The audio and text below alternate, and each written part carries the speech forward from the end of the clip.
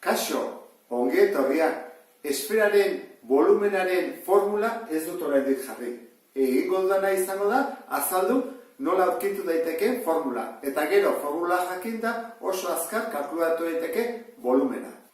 Hemen ditut, alebinek erabiltzen dituzten bi eskupilota. Oso xamurrak dira, ez dute min askorik egiten, eta goazen pentsatzea neurtu dugula diametroak 6 cm dela. Zein da bere volumena? Orduan, egingo duguna izango da formula teatzeko ondorengo hau.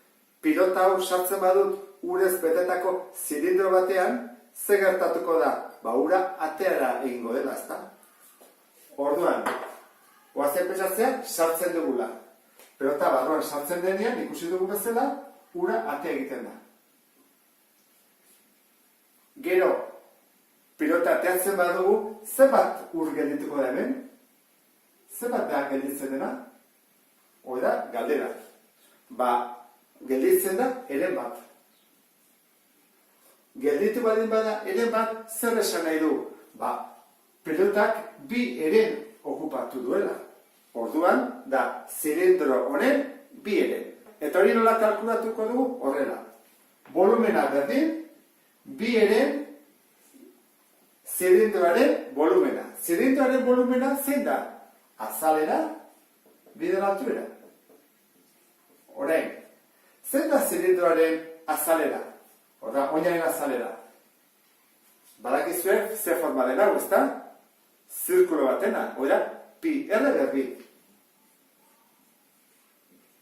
Eta zein da altura? Esan dugu, izan behar duela, pelotaren altura berdina. Pilota horrek ze altura du? R, gehi R, bi R, ezta? Bi R. Guazen dut txukun jartzea. Bi bider bi, lau. Pi, R berbi bider R, zen bada hori? R berbi bider R, hori da, R bider R bider R, da, R ber iru. Eta zatitzen dago, iruki. Hori da, guk erabiliko dugu formula. Eta ikasi behar duguna. Lau pi R berriru, zati iru. Hau jakinik oso azkar kalkulatu ezakegu pilota baten volumena. Egin behar duguna da R-ren ordez, erradioaren ordez, ordezkatu zenbakia. Eta kalkulatzen dugu berehala. Egingo genuke horrela. Lau bider pi bider. Zein da erradioa? Iru, ezta? Ze diametroa bada 6, erradio erdia.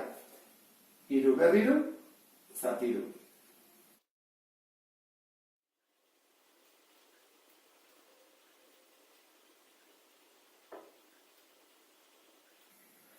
Ehun eta hamairu koma bat. Borobilduta. Zentimetro kubiko. Ikusten dezun bezala, erradioa baldin badugu, volumena berehala kalkulatu daiteke. Beste bat arte, agur.